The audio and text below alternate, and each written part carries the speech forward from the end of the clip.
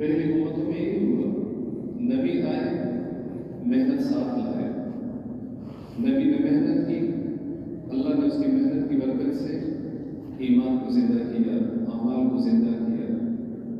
نبی چلے گئے، کچھ عرصے تک ایمان عمل باقی رہا، اس نبی کے پیروکاروں نے جنہوں نے محنت کی، اللہ نے اس کے باقی رکھا۔ ہر نبی کے ساتھی محنت کرتے تھے، لیکن وقت گزرنے کے ساتھ ساتھ محنت میں کمی آتی رہی، اور محنت کی کمی کے ساتھ ساتھ لازمی طور پر عمل میں کمی آتی رہی۔ پھر عمل اور محنت کی کمی کی وجہ سے بت پرستی، شرک، کفر، ظلم وجود میں آتا رہا، اور دنیا مکمل اندھیروں میں داخل ہو گئی، مکمل۔ پھر اللہ نے نبی بھیجا، پھر محنت شروع ہوئی۔ اسی طرح یہ سلسلہ آج تک چلا آ رہا ہے، لیکن ہمارے نبی پر اللہ نے نبوت کا دروازہ بند کر دیا۔ آپ خاتم النبیین ہیں، آپ امام المرسلین ہیں، آپ سید الاولین والآخرین ہیں۔ آپ کے بعد کوئی بھی نبی کسی بھی شکل، کسی بھی صورت میں نہیں آ سکتا۔ اللہ نے آپ پہ مہر لگا دی، بس قصہ ختم۔ اب وہ محنت اللہ تعالیٰ نے اس امت کی طرف منتقل کیا، اس امت کی طرف۔ الا فلیبلغ شاہد منکم الغائب، یہ آپ کا خطبہ حجۃ الوداع کے موقع پر سن 10 ہجری، جس کے بعد چند مہینوں کے بعد آپ وفات پا گئے، اور آپ کے سامنے مجمع ہے صحابہ کا، 1.25 لاکھ صحابہ، اور آپ ان سے یہ فرما رہے ہیں، کیا میں نے اپنے رب کا پیغام تم تک پہنچایا؟ پورا قرآن 30 پاروں کا، اور اپنی زندگی ان کے ساتھ جوڑ کر قرآن سے حضور کی زندگی کو الگ نہیں کر سکتے۔ کچھ لوگوں کا یہ خیال ہے کہ اس کی ضرورت نہیں ہے، لیکن قرآن سے، اللہ کی کتاب سے اللہ کے نبی کو الگ نہیں کر سکتے، ورنہ قرآن کیسے سمجھیں گے؟ نبی کی زندگی، جس کی ایک ایک ادا اللہ کو پسند ہے، جس کی شان سب نبیوں سے بلند ہے، وَرَفَعْنَا لَكَ ذِكْرَكَ، ہم نے تیری شان کو بلند کر دیا۔ اب کتنا بلند کیا تو اللہ ہی جانتے ہیں، لیکن اللہ کے بعد اگر کوئی ہے تو حضرت محمد صلی اللہ علیہ وسلم کی شان ہے۔ بعد از خدا بزرگ تو ایک قصہ مختصر، آپ سے کوئی نہیں ہے، نہ کوئی فرشتہ، نہ کوئی نبی۔ نمونہ بنایا اللہ نے آپ صلی اللہ علیہ وسلم، اور پھر ساری امت کو کہا کہ ان کے پیچھے چلو، ان کی طرح بنو۔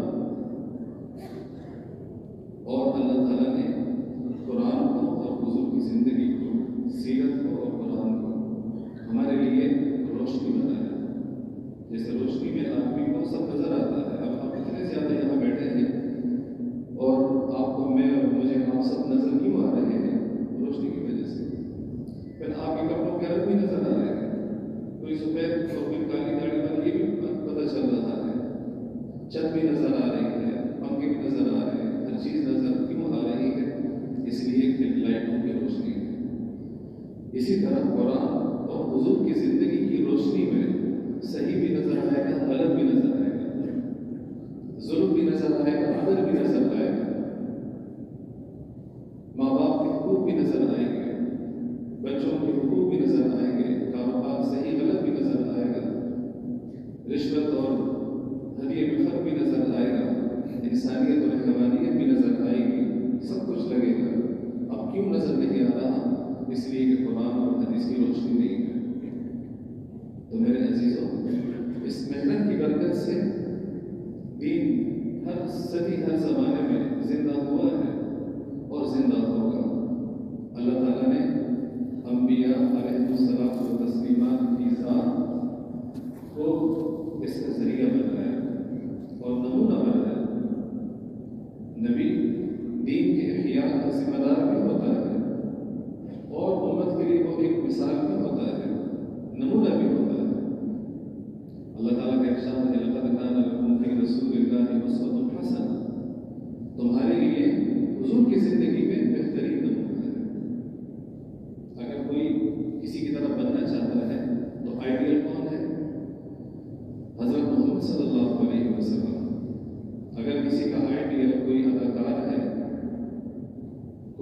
گلوکار ہے اور کوئی سنگر ہے، کوئی کھیلنے والا ہے، تو اس کو وہ مبارک ہو گئے۔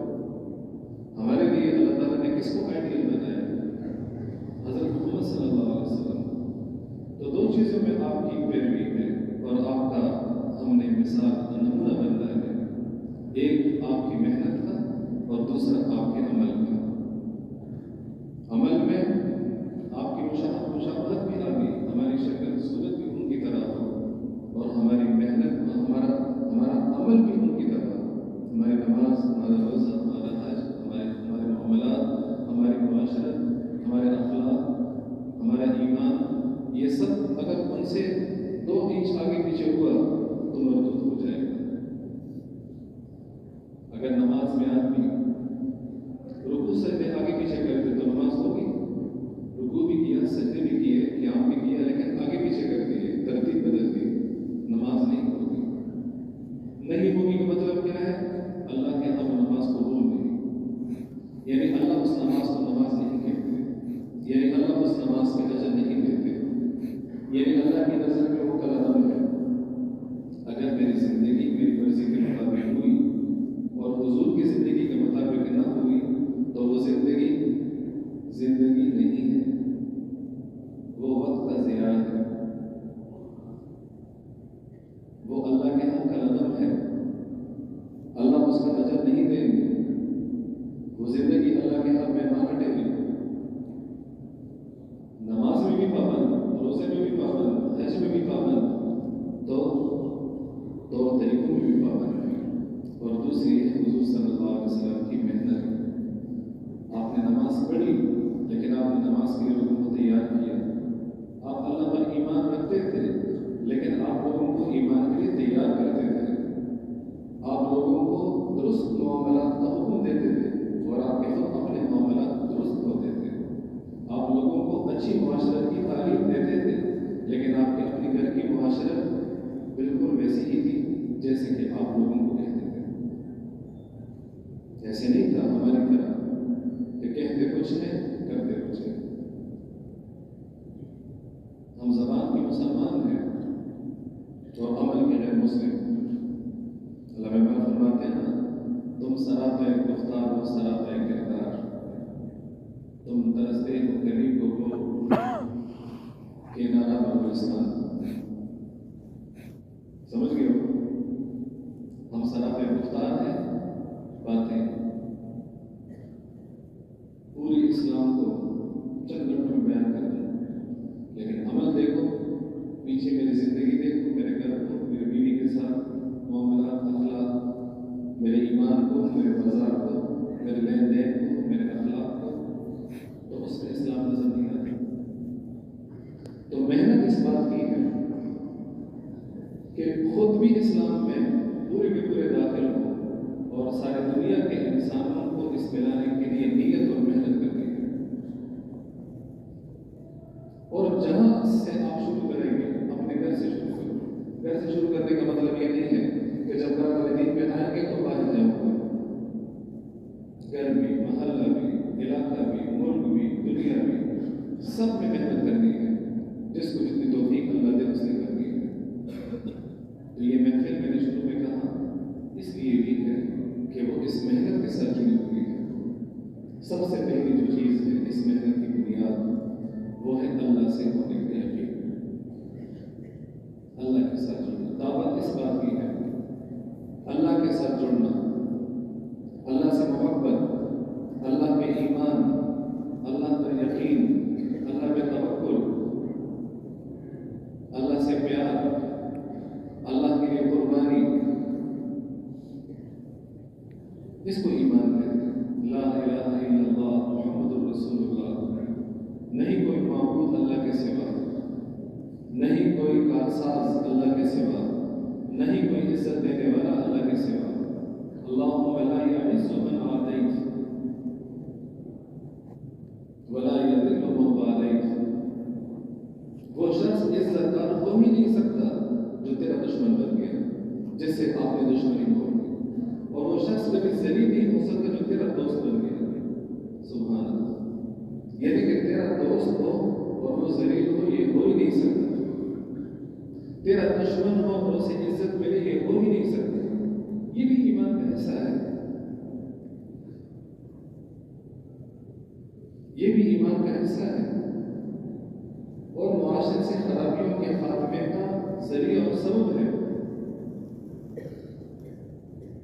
کہ میں اللہ سے تعلق جوڑوں گا تو میں عزت والا بنوں گا، اور اگر میرا تعلق اس سے نہ جڑ سکا تو ذلت کے علاوہ کچھ نہیں۔ اللہ پہ توکل اور بھروسہ ہوگا تو میرا کام چلے گا، ورنہ نہیں چلے گا۔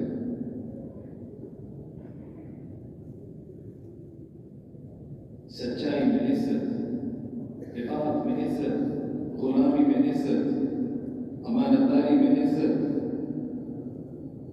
عبادات میں عزت، دعوت میں عزت، یہ سب اللہ تعالیٰ کے مطالبات ہیں انسان سے۔ اللہ نے جو ہمیں دین دیا ہے وہ اللہ سے لینے کے لیے ہے۔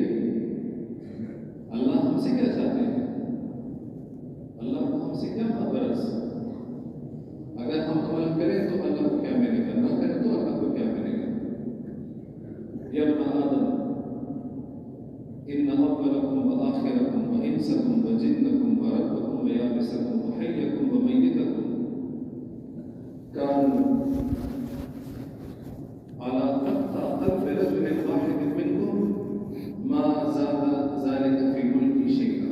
تمہارے اولین اور آخرین، تمہارے مردے، تمہارے زندہ، تمہارے خشک اور درد، تمہارے سب مل کر اگر وہ ایک جیسے بن جائیں اور سارے متقی ہو جائیں، سب ابوبکر صدیق بن جائیں، سارے کے سارے عمر فاروق رضی اللہ تعالیٰ عنہ جیسے بن جائیں، تو اللہ فرماتے ہیں اپنے ذہن کو سیٹ کرو، تمہارے اس طرح بننے سے بھی مجھے کوئی فائدہ نہیں ملے گا، مجھے کوئی فائدہ نہیں ملے گا۔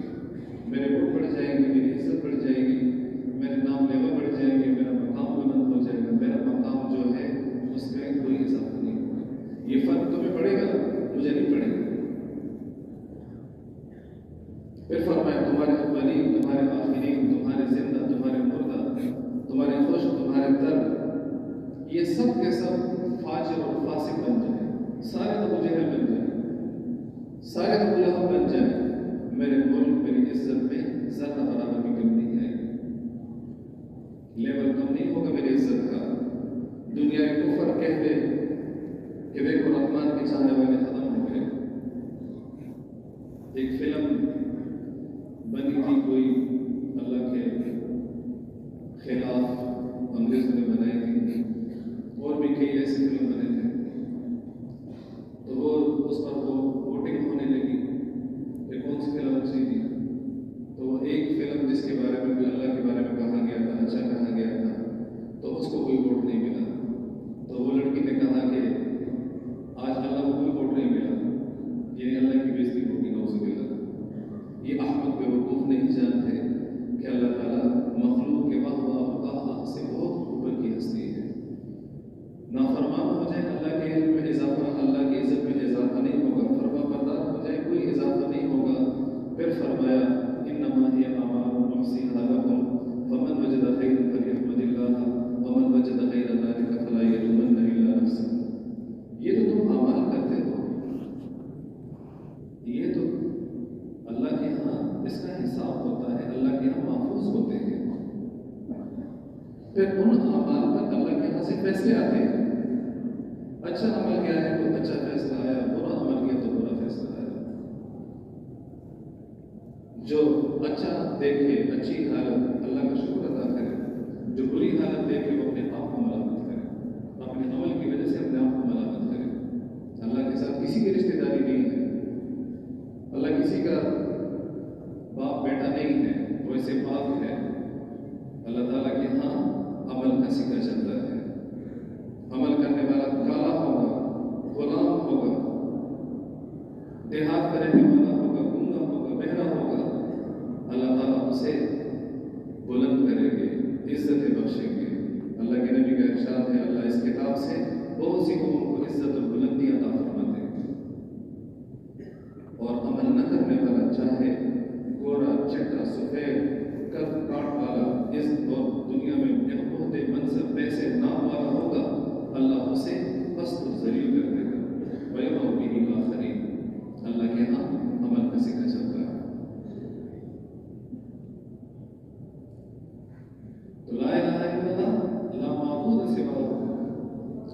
سوا کوئی خالق نہیں، اللہ کے سوا کوئی مالک نہیں، اللہ کے سوا کوئی بھروسے کے لائق نہیں ہے، اللہ کے سوا کوئی اعتماد کے قابل نہیں ہے، اللہ کے سوا کوئی امید رکھنے کے لائق بھی نہیں ہے، اللہ کے سوا کوئی سجدے کے قابل نہیں، جھکنے کے قابل نہیں، عاجزی کے قابل نہیں۔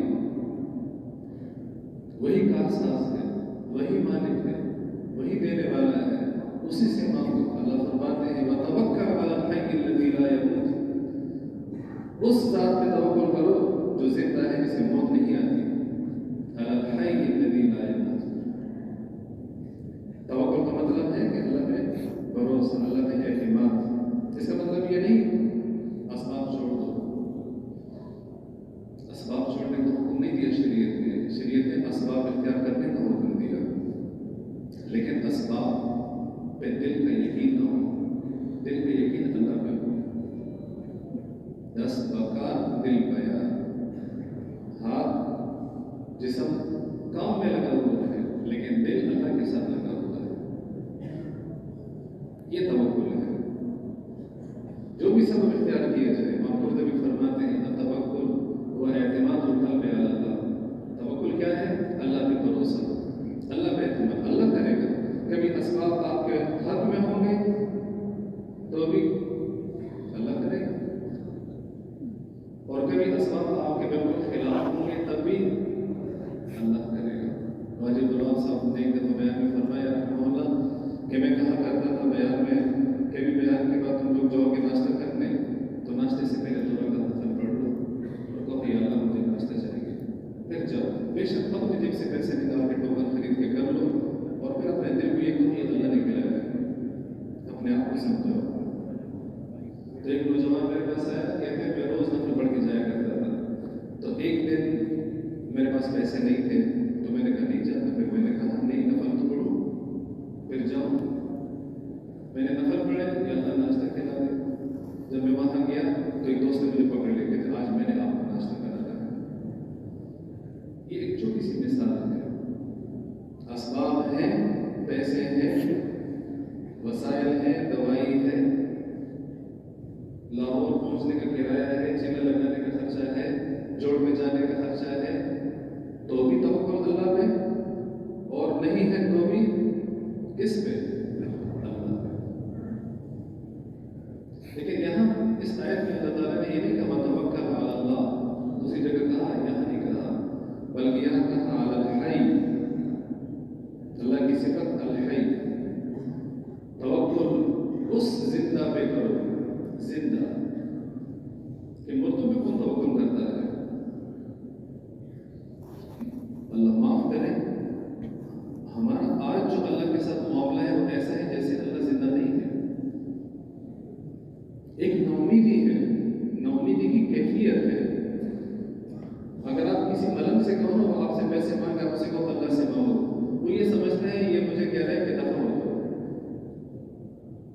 آپ کا کوئی رشتہ دار آپ کے پاس آ جائے کہ یار مجھے کوئی پیسوں کی ضرورت ہے تو آپ اسے کہو بھی اللہ سے مانگو، اس نے اس نے جواب دے دیا نہیں، آپ نے تو ان کی بہت اچھی رہنمائی کی ہے کہ اللہ سے مانگو، لیکن وہ اس کو اپنے لیے گالی سمجھتا ہے، یہ تمہیں کیا کہا۔ ڈاکٹر جب نا امید ہو جاتے ہیں مریض سے کہتے ہیں اللہ سے مانگو، مطلب یہ ہے کہ اب نہ اللہ بچا سکتے نہ میں بچا سکتا۔ تو پہلے دن بھی اللہ سے مانگنا تھا، آخری دن بھی اللہ سے مانگنا ہے، اسباب ہو تو بھی اللہ سے مانگنا ہے، نہ ہو تو بھی اللہ سے مانگنا ہے۔ پھر آگے کہا الذی لا یموت، وہ زندہ جسے موت نہیں آتی۔ کیا مطلب کہ اگر تم کسی انسان پر بھی بھروسہ کرو گے تو اسے تو موت آ جائے گی۔ ایک آدمی نے آپ کے ساتھ وعدہ کیا کہ اگلے سال میں آپ کو حج پہ بھیجوں گا، تو اگر وہ مر گیا تو پھر وعدہ ختم ہو گیا۔ لیکن اللہ کو موت نہیں آتی، اللہ کو تو نیند بھی نہیں آتی، اونگ بھی نہیں آتی، لا تأخذہ سنۃ ولا نوم۔ تو فرمایا اس رب پہ، اس اللہ پہ بھروسہ کرو کہ جو زندہ ہے، جسے نیند، جسے موت نہیں آتی۔ وَكَفَىٰ بِهِ بِذُنُوبِ عِبَادِهِ خَبِيرًا، وہ اپنے بندوں کے کرتوتوں سے خوب واقف ہے۔ الذی خلق السماوات والارض فی ستۃ ایام، جس نے 7 آسمان و زمینوں کو 6 دن میں بنایا۔ یہ بتانے کے لیے کہ تیری کیا ضرورتیں ہوں گی، تھوڑے سے پیسے، چھوٹا سا گھر، چھوٹی سی گاڑی، چھوٹی سی خوشیاں، میں تو وہ ہوں جس نے 7 آسمان اور 7 زمینیں بنائی۔ پھر یہ بنانا تو بڑا کمال ہے، لیکن اتنی کم مدت میں 6 دن میں، اگرچہ اللہ ہمیں ان سے بھی بنا سکتا تھا، لیکن اس میں ان کی حکمت ہے کہ انہوں نے 6 دن میں بنایا۔ اور وما بینہما، اور جو اس آسمان و زمین کے بیچ میں درمیان میں ہے وہ بھی اللہ نے بنایا، پہاڑ، سورج، چاند، ستارے، درخت، دریا اور بے شمار چرند اور پرند اور مچھلیاں اور درند اور انسان اور فرشتے، یہ سب اللہ نے بنایا۔ کروڑوں مخلوقات بنائی 6 دن میں۔ کس نے کیا؟ الرحمن، خود کہتے ہیں الرحمن، رحمان نے کیا۔ فاسأل بہ خبیرا، ذرا اس کے بارے میں کسی جاننے والے سے بھی پوچھ لیں، کسی علم رکھنے والے سے پوچھ لیں۔ اگر کوئی مجھ سے کہے گا میرے پیٹ میں درد ہے تو میں اسے کہوں گا کسی ڈاکٹر سے بات کرو۔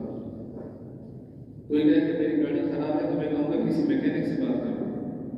تو اللہ فرماتے ہیں میرے بارے میں کسی علم رکھنے والے سے پوچھو کہ میں کیا ہوں، علماء سے پوچھو، علماء کے پاس جاؤ، علماء سے استغنا کرو، اپنے آپ کو علماء کی محتاج سمجھو۔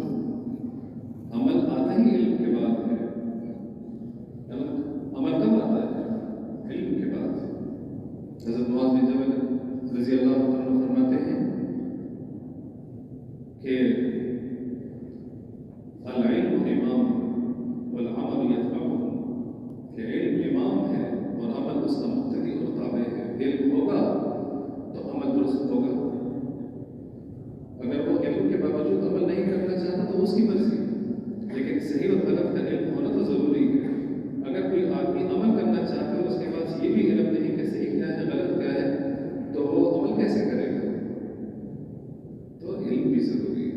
اسے تبلیغ 6 نمبروں کا جو تیسرا نمبر ہے وہ علم اور ذکر ہے۔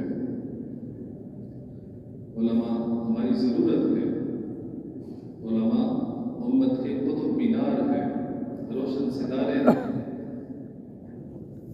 چمکتا ہوا سورج اور چاند ہے، یہ سب ان کے تاج ہیں۔ اس سے دین سیکھو، اور ماشاءاللہ مفت میں سکھاتے ہیں، مفت میں بتاتے ہیں۔ طلب اپنے اندر ہم پیدا کریں۔ علم کے لیے سب سے پہلی چیز طلب ہے، اور طالب کو اللہ تعالیٰ محروم نہیں فرماتے۔ انبیاء کی طلب دیکھو، اتنا علم ہونے کے باوجود حضرت موسیٰ علیہ السلام سے کسی نے پوچھا، بنی اسرائیل میں خطاب فرما رہے تھے، کسی نے پوچھا آپ سے زیادہ علم والا کوئی ہے؟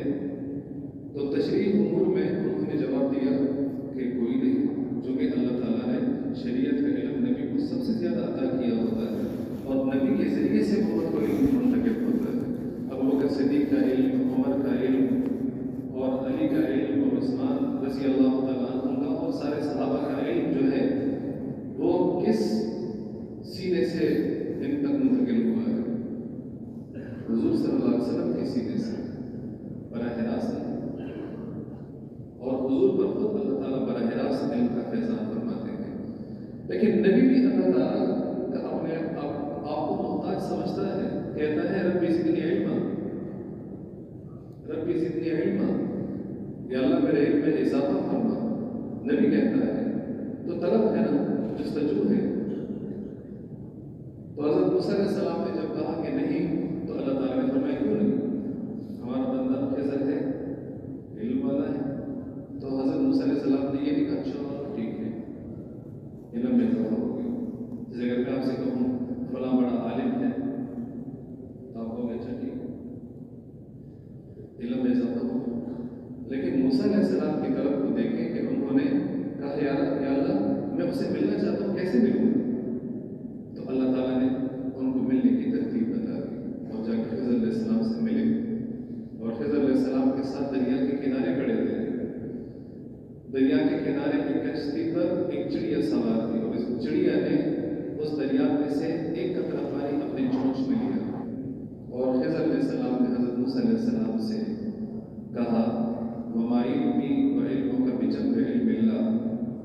مثل هذا الماء في فم هذا العصفور کہ تیرا علم اور میرا علم اللہ کے علم کے مقابلے میں اتنا بھی نہیں ہے جتنا اس چڑیا کے منہ میں اس سمندر کا اور دریا کا پانی ہے. تو اللہ تعالیٰ کے علم کو دیکھو. موسیٰ علیہ السلام، خضر علیہ السلام کا علم اس چڑیا کے منہ میں پانی جتنا بھی نہیں ہے، اور اللہ کا علم دریا، سمندر چھوٹے، دریا چھوٹا، اللہ کا علم اس سے بھی بڑا. تو میرے عزیزوں، سب سے پہلی چیز قلبے کی اللہ کے ساتھ جڑنا، اللہ پہ یقین، اللہ پہ بھروسہ. اگر اللہ پہ یقین درست ہوا اور اللہ پہ ایمان درست ہوا، ہمارے بازار بھی ٹھیک ہو جائیں گے اور ہماری عدالتیں بھی ٹھیک ہو جائیں گی، ہمارا سارا پارلیمنٹ، ملک سب ٹھیک ہو جائے گا، سب ٹھیک ہو جائے گا. اللہ کا خوف، اللہ کی محبت. الایمان بین الخوف والرجاء. ایمان کس کیفیت کا نام ہے؟ فرمایا امید اور خوف کے درمیان کی کیفیت کا نام ایمان ہے. آمنت باللہ، میں اللہ پر ایمان لایا. کیا مطلب؟ میں اللہ کو مانتا ہوں، میں اللہ کو مانتا ہوں. کیسے مانتے ہو؟ اس کے تمام صفات کے ساتھ. آمنت باللہ وقبلت جميع احکامہ. آمنت باللہ وصفاتہ، میں اللہ کے تمام صفات پہ یقین رکھتا ہوں، اس کے رازق ہونے پر، اس کے خالق ہونے پر، اس کے عادل ہونے پر، اس کے قہار اور جبار ہونے پر، اس کے رحیم اور رحمان ہونے پر، اس کے کریم ہونے پر، اس کے مالک ہونے پر، اس کے منتقل ہونے پر، اس کے موجود ہونے پر، اس کے بصیر اور سمیع ہونے پر، اور اس کے حسیب ہونے پر کہ وہ میرا حساب لے گا، اللہ میرا حساب لے گا. یہ ڈر خوف پیدا کرتا ہے اور پھر ایسے انسان گناہوں سے باز رہتا ہے. کیوں؟ بازار میں جھوٹی قسمیں کھائے گا، غلط سودا بیچے گا، غیبت کرے گا، قاضی کا کلام غلط چلے گا، وکیل ظالم کا کیس کیوں لے گا؟ کہ اس کے دل میں اللہ کا خوف نہیں ہے، ڈر نہیں ہے.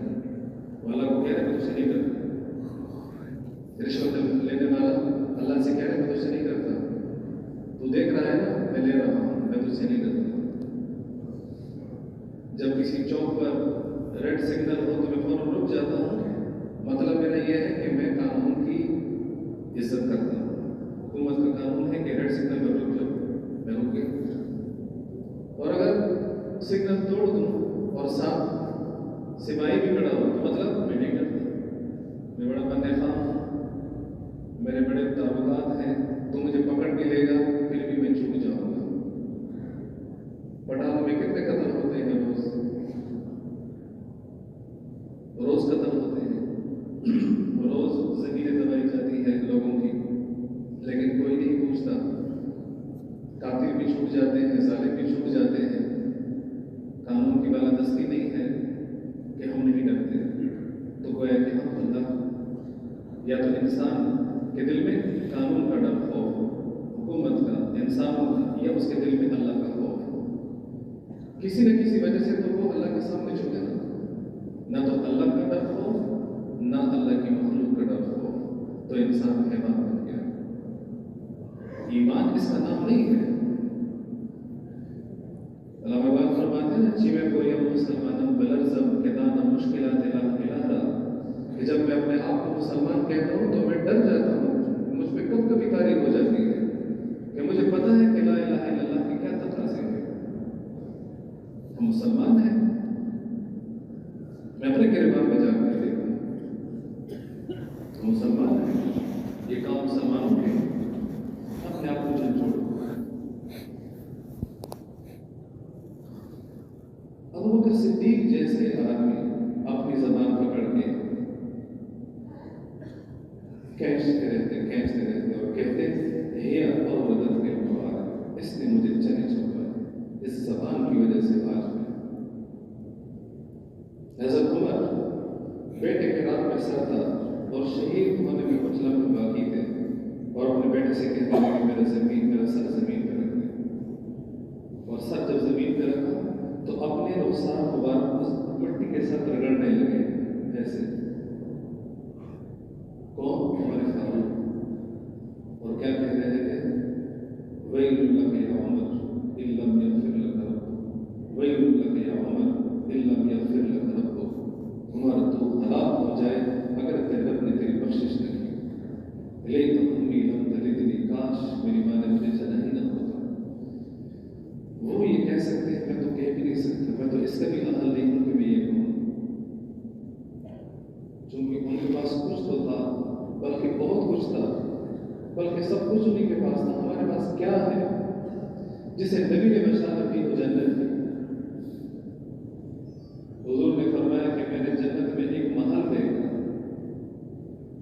تو میں نے کہا یہ کس کا ہے؟ تو مجھے کہا ایک قریشی جوان کا ہے۔ میں سمجھا کہ وہ میں ہوں۔ میں نے جب اس میں داخل ہونے کا ارادہ کیا تو مجھے کہا یہ عمر کا ہے، تو میں نے عمر کی غیرت کو یاد کیا اور میں اس میں اندر نہیں گیا۔ تو عمر رونے لگے، یا رسول اللہ میں تجھ پہ غیرت کروں گا کہ تو میرے جنت میں کیوں گئے؟ یہ کسی بزرگ نے نہیں کہا کشف کے ذریعے سے، یہ نبی نے کہا، جنت دیکھ کے کہا۔ اور حضرت علی کو کہا تیرا گھر جنت میں میرے گھر کے سامنے ہے۔ سبحان اللہ، جنت بڑی نعمت ہے، لیکن حضور کے پڑوس کی جنت سب سے بڑی نعمت ہے۔ اور وہ اپنی داڑھی کو پکڑ کے ایسے کڑے ہو کر ایسے کھینچتے ہیں اور کہتے ہیں آہ من قلت الزاد وبعد السفر ووحشت الطريق، ہے میرے پاس آخرت کا کوئی عمل نہیں، توشہ نہیں، سفر بہت طویل ہے اور توشہ کوئی نہیں، سفر بہت وحشتناک ہے اور کوئی انیس نہیں ہے، دوست نہیں ہے، یہ سفر کیسے طے ہوگا؟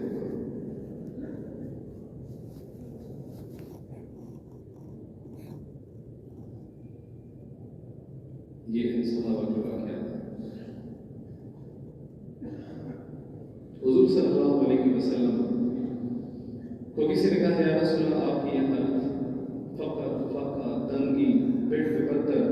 حضرت عمر نے کہا جب ان کے گھر گئے اور دیکھا کہ زمین ریت کی ہے اور اس پر ایک چٹائی بچھی ہوئی اور آپ اس میں لیٹے ہوئے ہیں اور اس چٹائی کے پٹوں کا اثر آپ کے سفید جسم پہ نظر آ رہا تھا، اور ایک کونے میں تھوڑے سے جو پڑے ہوئے تھے اور ایک مشکیزہ پانی کا لڑکا ہوا تھا اور ایک سرہانہ جس میں کھجور کی چال بنی ہوئی تھی، چمڑے کا سرہانہ تھا، یہ حضور صلی اللہ علیہ وسلم کا محل تھا، گھر تھا، سرور کائنات، سید الکونین، صاحب قاب قوسین، صاحب جبریل، صاحب القضیم، صاحب البراق، خالق سبع سماوات، جتنے بھی صفات حکم ہیں یہ ان کا گھر ہے۔ تو حضرت عمر رونے لگے، یا رسول اللہ آپ اتنے عظیم اور یہ حالت اور یہ کیسر اور کسرا والے اللہ کے دشمن، کافر، جہنمی، ان کے محل، ان کی قالینیں اور ان کے بیڈ اور ان کے فارم، گدے، فانوس، پردے، ریشم، غلام، کتنا فرق ہے۔ یہ واقعات سیرت میں ہمارے لیے بیان ہوئے ہیں، آج ہم بھی ویسے ہی بننا چاہتے ہیں۔ ہمارے دلوں میں تو یہ جذبہ ہے کہ میرا گھر کی چیز سے بھرے، جو ان کے پاس تھا، اللہ کے دشمنوں کے پاس، وہ سب میرے گھر آ جائے، اور جو میرے حبیب کے گھر میں تھا، فی بیوت اذن اللہ ان ترفع ویذکر فیہا اسمہ، وہ جو ان کے گھر میں نورانی اعمال تھے وہ میرے گھر میں نہ آئے۔ یہ نہیں کہتا کہ گھروں میں چیزیں لانا منع ہے، یہ نہیں میں کہتا ہوں، اس کی کوشش حالات طریقے پر ہونا ہے، ایسا نہیں کہتا ہوں، اور یہ سب چیزیں حرام ہی میں نہیں کہتا ہوں۔ میں اس وقت کی اپنی کیفیت بتا رہا ہوں کہ میرا تو ایک پورا جہان میرے گھر میں آ جائے، اور اگر میرا جذبہ نہیں ہے تو کس چیز کے بارے میں؟ وہ اعمال جو حضور صلی اللہ علیہ وسلم اور صحابہ کے گھروں میں ہوتے تھے وہ نہیں ہے، وہ محنت جو حضور کی تھی، وہ گشتیں جو حضور کی تھی، وہ آپ کا ایک ایک فرد کے پاس جانا اور اس کی منتیں کرنا اور 100 دفعہ جانا، قبیلوں کے پاس جانا، وفود کے بلانا، ان کے پاس جانا، اور مینا میں ایک ایک قبیلے کے پاس جا کر دعوت دینا اور اسلام میں اس کو داخل کرنے کی کوشش کرنا، اور اس کے صلے میں ان کی بدتمیزیوں کو، ظلم و ستم کو برداشت کرنا، یہ ہم نہیں چاہتے، اس طرف ہم نہیں آتے۔ یہی تجھ کو تم ہے رہوں سب سے اعلیٰ، وزینت نرالی و فیشن نرالا۔ ہم یہ کوشش، یہ خواہش ہے۔ تو جب حضرت عمر یہ بات کر کے روئے تو حضور صلی اللہ علیہ وسلم نے جواب میں یہ نہیں کہا بس جی کیا کرے مجبوری ہے، آپ اگر میرے گھر آئیں گے اور میرے گھر میں آپ کو صوفہ نہیں ملے گا، کارپیٹ نہیں ملے گا، گاڑی نہیں ملے گی، تو آپ کہیں گے مولانا آپ نے تو بڑی غربت سے زندگی ہوتی ہے، جی بس کیا کرے مجبوری ہے، یہ کہوں اللہ سے مانتا ہوں۔ لیکن حضور نے ناراض ہو کر حضرت عمر سے کہا عمر میں تو تمہیں بڑا سمجھدار سمجھتا تھا، یعنی تم نے ناسمجھی کی بات کی۔ تو حضرت عمر نے کہا یا رسول اللہ میرے لیے استغفار پڑے، میرے لیے آپ اللہ سے معافی چاہتا ہوں۔ آپ نے فرمایا یہ جو جن کی تم مجھے مثالیں دے رہے ہو ان کو اللہ تعالیٰ نے بس دنیا میں ہی دی ہے، مرتے ہی گرم گرم آگ میں داخل ہو جائیں گے۔ وجوہ یومئذ خاشعہ عاملۃ ناصبہ تصلی نارا حامیہ هل اتاک حدیث غاشیہ۔ مرتے ہی گرم گرم آگ میں داخل ہو جائیں گے، ہمیشہ ہمیشہ کے لیے۔ دنیا کی نعمتوں کی، آخرت کی نعمتوں کے مقابلے میں کیا حیثیت ہے؟ جس کے لیے آج ایمان کو بیچ دیا، سچائی کو بیچ دیا، امانتداری کو بیچ دیا، کپڑے تک اتار دیے، بے حیا ہو گئے۔ اسلام کا کمال ہے ایمان، ایمان کا کمال ہے اچھے اخلاق، اور اخلاق کا کمال ہے حیا۔ ایمان، اسلام کا کمال ہے ایمان، اور ایمان کا کمال ہے حیا، اور حیا کا کمال ہے اچھے اخلاق۔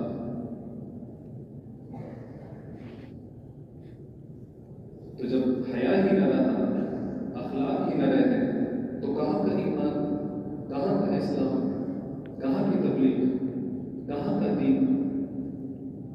دھوکہ لگا ہوا ہے۔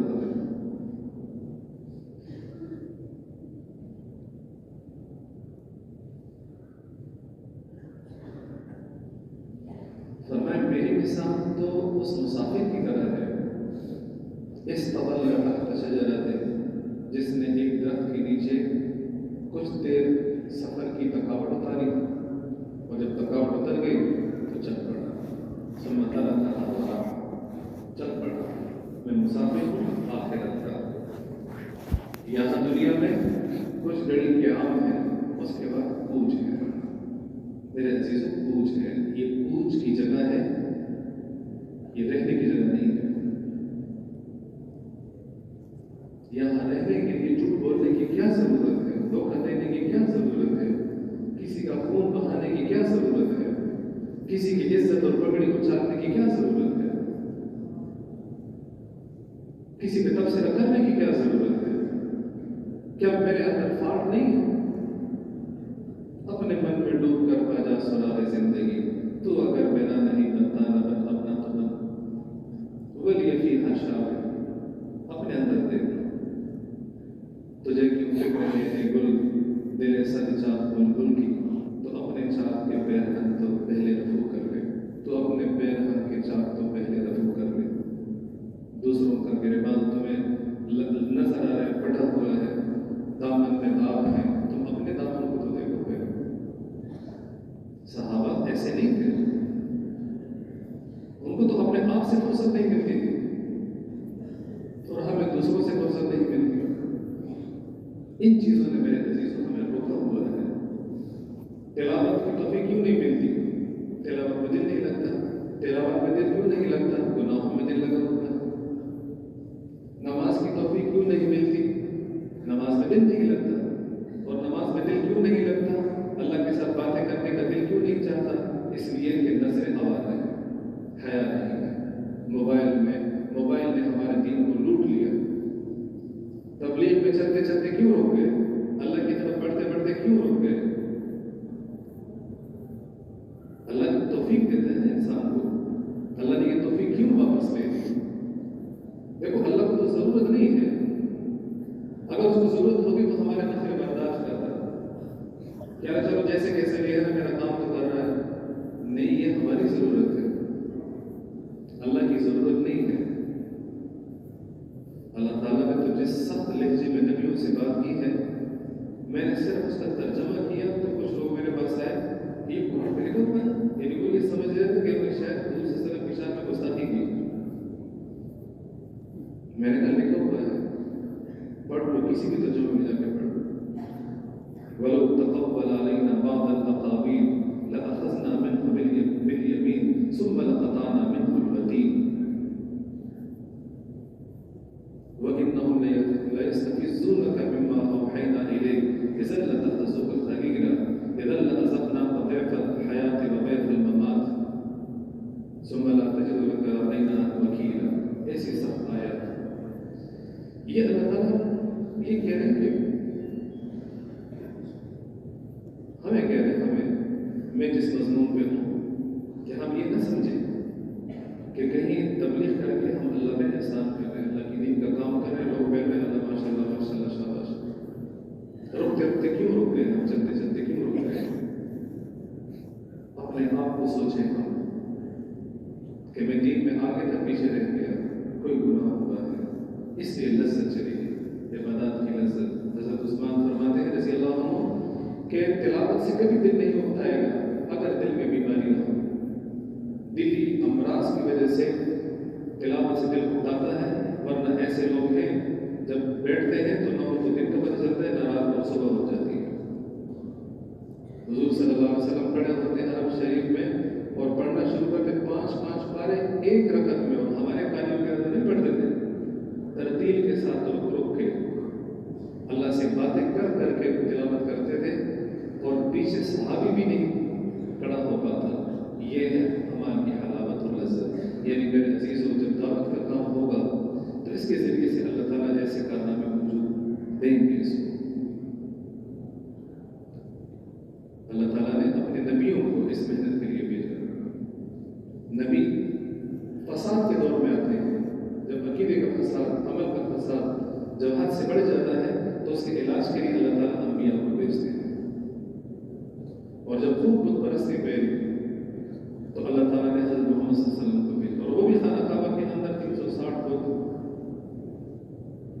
اور لا الہ الا اللہ کی صدا گونجی، اور صادق اور امین کو کذاب کہا جانے لگا.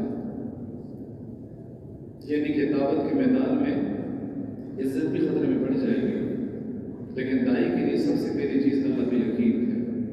نبیوں کا اللہ پہ یقین ہوتا ہے. دوسری چیز دائی کے اندر سب سے بڑی وہ اس کے اچھے اخلاق ہوتے ہیں، اچھا کردار ہوتا ہے، تب وہ جا کے نمونہ بنتے ہیں. اگر برداشت نہیں ہے تو پھر دعوت نہیں چل سکتی، بات نہیں چل سکتی. برداشت جس میں صبر نہیں ہے، نہ اس کا گھر چل سکتا ہے، نہ اس کا کاروبار چل سکتا ہے، نہ اس کی دعوت چل سکتی ہے، نہ اس کا مدرسہ چل سکتا ہے. اس میں اخلاق نہیں کچھ بھی نہیں.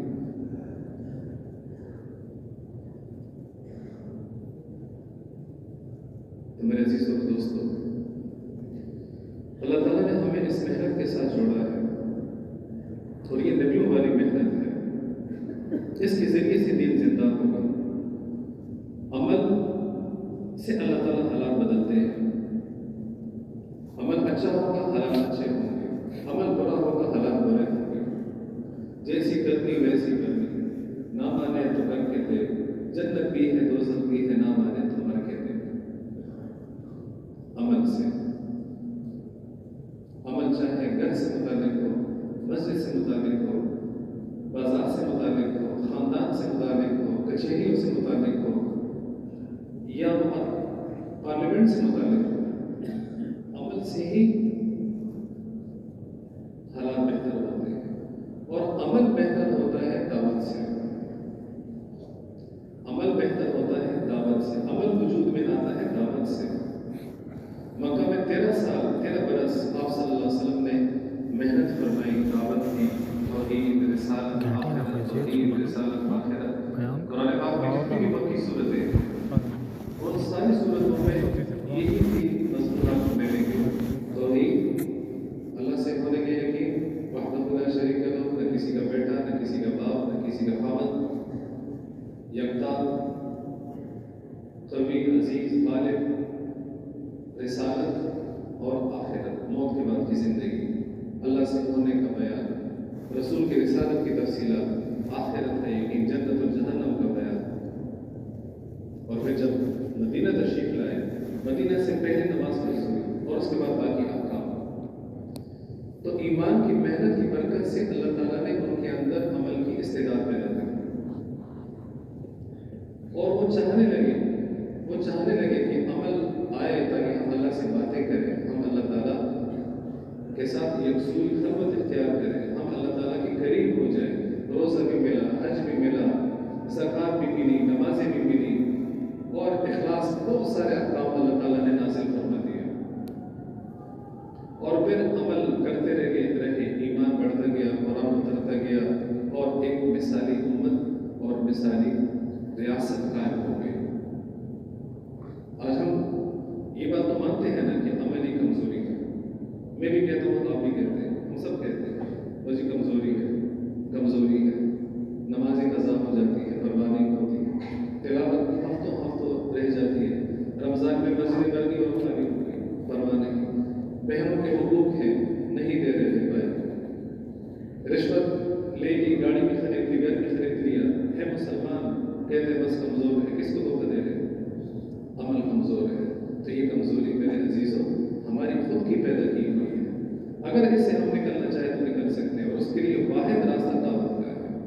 دعوت سے ایمان کے اندر قوت پیدا ہوگی، طاقت پیدا ہوگی۔ ایمان کی قوت اور طاقت دعوت کے بغیر نہیں آ سکتی۔ جب میں اللہ کو بولوں گا، اللہ کی سنوں گا، اس سے میرا دل مضبوط ہوگا، اور پھر اس طاقت سے عمل وجود میں آئے گا۔ جیسے پاور گریڈ اسٹیشن کے اندر بجلی ہوتی ہے، اور بجلی پوری طاقت کے ساتھ ہوتی ہے، تو میرے گھر کا اے سی بھی چلتا ہے، پنکھے بھی چلتے ہیں، سب کچھ چلتا ہے، ہیٹر بھی چلتا ہے۔ اور اگر وہاں وولٹیج کمزور ہو، فینس اڑے ہوئے ہوں، اور 120 وولٹیج آ رہے ہوں، تو پنکھا بھی بند کے چلتا ہے، اے سی آن نہیں ہوتا، فریج نہیں چلتا۔ ہمارے یہاں کے میں لوگ بڑے بڑے سرپرائز لگا لیتے ہیں، جگاڑ لگاتے ہیں وولٹیج بڑھانے کے۔ تو میرے عزیزوں، یہ مسئلے کا حل نہیں ہے، مسئلے کا حل دعوت ہے۔ دعوت کے ذریعے سے دین زندہ ہو، ہر زمانے میں زندہ ہوا ہے۔ اللہ تعالیٰ کا ارشاد ہے، شرع لکم من الدین ما وصی بہ نوحا، میں نے وہ دین تمہیں دیا ہے جس کی وصیت حضرت نوح علیہ السلام نے کی، ابراہیم علیہ السلام نے کی، اور حضرت عیسیٰ اور موسیٰ علیہ السلام نے کی۔ وہ دین کیا ہے؟ فرمایا ان اقیموا الدین، دین کو قائم کرو۔ دین کو قائم کرنے کا مطلب کیا ہے؟ اجعلوہ دائما مستمرا، اور دین کو قائم کرنے کا مطلب یہ ہے دین کے ساتھ اتنی لگاؤ، اتنی محنت اس کی بڑھاؤ کہ دین کا وجود نظر آنے لگے۔ بازار میں جاؤ تو تمہیں لگے کہ یہ بازار صداقت اور امانت داری پہ قائم ہے۔ عدالت میں جاؤ، کچہری میں جاؤ تو پتہ چلے یہ عدل اور انصاف پہ قائم ہے۔ اور تمہیں ماحول معاشرے میں چلے جاؤ، دیکھو تو تمہیں وہاں پر اخلاق نظر آئے، وہاں پر تمہیں حیا اور پردہ نظر آئے، اور معاملات کرنے جاؤ تو سارے معاملات میں کھڑے نظر آئے، وعدے کے، عہد کے، پیمان کے، میثاق کے پکے پابند نظر آئے، اپنے قول فعل کے اندر موافق نظر آئے۔ یہ ہے کہ دین پلتا پھولتا نظر آئے۔ ان اقیم الدین، جیسے اللہ تعالیٰ فرماتے ہیں اقیم الصلاۃ، تو اللہ نے یہ تو نہیں کہا صلو الصلاۃ، کا مطلب یہ ہے نماز پڑھو۔ اقیم الصلاۃ، نماز کو قائم کرو۔ نماز کو قائم کرنے کا مطلب یہ ہے کہ نماز کے آداب، نماز کا خشوع، نماز کا خضوع، نماز کا طریقہ، نماز کی پابندی، یہاں تک کہ نماز تمہاری زندگی میں نمایاں ہو جائے۔ اگر اللہ کہتا کہ نماز پڑھو تو پھر آج میں نے ایک نماز پڑھی ہے بس کافی ہے نا، لیکن قائم تب ہوگی جب پانچوں نمازیں پانچوں جماعتوں کے ساتھ اپنے اصول اور آداب کے ساتھ ہوگی۔ پھر مسجد میں نماز کے وقت میں سارے لوگ مسجد میں نظر آئیں گے، بازار میں ایک بھی نظر نہیں آئے گا۔ رمضان میں کسی کا منہ نہیں چلے گا کھانے پینے کے لیے، چاہے وہ پنجاب ہو، چاہے وہ کے پی کے ہو، چاہے پوری دنیا ہو، وہ روزے رکھیں گے۔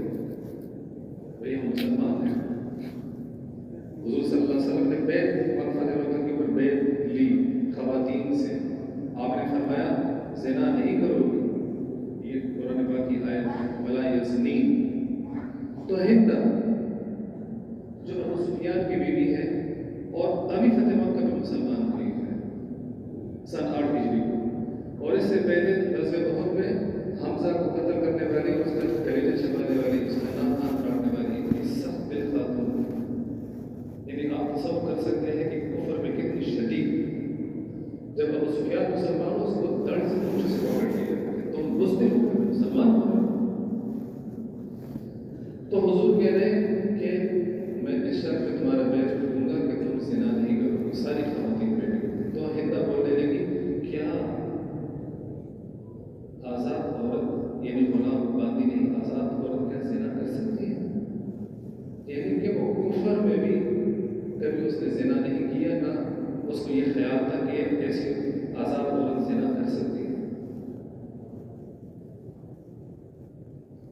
تو پھر یہ تصور قائم ہوگا دعوت کی برکت سے کہ کیا نماز کے وقت میں کوئی دکان کھلا ہو سکتا ہے؟ یہ کیسے ممکن ہے؟ روزہ ہو اور ایک مسلم بغیر روزے سے ہو اور مسلم خاتون بغیر پردے سے ہو اور مسلم انسان بغیر سچائی کے ہو، یہ کیسے ہو سکتا ہے؟ جیسے آپ نے فرمایا کہ مومن مسلم ہو سکتا ہے لیکن جھوٹا نہیں ہو سکتا، یعنی مسلم جھوٹا نہیں ہو سکتا. کیسے ہو سکتا ہے؟ اسلام اور کیسے جمع ہو سکتے ہیں؟ زنا کیسے جمع ہو سکتا ہے؟ یہ چیزیں میرے عزیزوں، اس کی مثالیں ہزاروں ہیں حدیثوں میں، سیرت کی کتابوں میں، لیکن یہ زندہ ہوگی دعوت سے. میں اگر اپنے حصے کا کام نہیں کر رہا ہوں تو بہت سے لوگ بغیر دعوت کی دنیا سے چلے جائیں گے، بغیر نماز، بغیر روزوں کے. اس کا ذمہ دار کون ہوگا؟ مولانا الیاس رحمۃ اللہ علیہ تو اکیلے شخص تھے، اور پیچھے 200-300 سال کا عرصہ تھا جس میں دعوت کا کام اجتماعی طور پہ نہیں ہوا ضرور، لیکن اجتماعی طور پہ نہیں ہوا، جس کی وجہ سے مسلمانوں کی حالت بدترین ہو گئی تھی. تو اس ایک شخص نے محنت اور کوشش شروع کی، اللہ نے اس میں برکت ڈالی، لیکن اس کا غم اور فکر یہی تھا کہ دین زندہ کرنا ہے دین کی محنت سے. باغ لگایا تو پھل سب کو ملے، فیکٹری لگائی کپڑے سب کو ملے، محنت کی تو اس سے دین سب کو ملا. گھروں میں آج ہم اور آپ بھی یہاں پر اتنے دور دراز کے علاقے میں بھی یہاں بیٹھ کر اس کے رسول کی باتیں دعوت کی محنت کی برکت سے کر رہے ہیں، اور چھ ریاست تک یہ آواز کو بن گئی، اور افریقہ کے جنگلوں تک اور دنیا کے آخری کونے تک، اور لاکھوں کروڑوں غیر مسلم، انگریز، فرینچ، عیسائی، یہودی اسلام میں داخل اس کی برکت سے. اور ایسے ایسے لوگ ہماری جماعتوں کو ملے. ایک جماعت والے جرمنی میں گئے، کہنے لگے کہ ایک عورت آ کے کہنے لگی میں مسلمان ہوں. تو میں نے کہا کیسے؟ تو وہ کچھ کاغذات لے کر آئے، اور اس کاغذات میں ان کے باپ دادوں کے نام تھے، اور وہ نام مسلمانوں کے تھے. کہتے ہیں میں مسلمان ہوں. لیکن اس کو کلمہ نہیں آتا تھا، نام بھی مسلمانوں والا نہیں تھا، لیکن میں مسلمان ہوں. نے کہا بالکل آپ مسلمان ہیں، دعوت نہ ہونے کی وجہ سے مسلم یہاں تک بھی جا سکتا ہے. یہ بھی تو خوشی کی بات ہے کہ وہ اپنے آپ کو مسلمان سمجھ رہا تھا، لیکن غم کی بات یہ ہے کہ اتنا عرصہ اس نے اسلام کے لیے کیا تھا. آج اگر ہمارے مسائل ہم اپنا وقت استعمال کیے بغیر دنیا سے چلے جاتے ہیں تو صرف ہمارا ذاتی نقصان نہیں ہوگا، نقصان ہوگا ان کا جن تک ہم جا سکتے تھے، پہنچ سکتے تھے، نہیں پہنچ سکتے. جو ہماری وجہ سے توبہ کر سکتا تھا، راہ راست پہ آ سکتا تھا، مسجد والا بن سکتا تھا، اخلاق والا بن سکتا تھا، وہ میری وجہ سے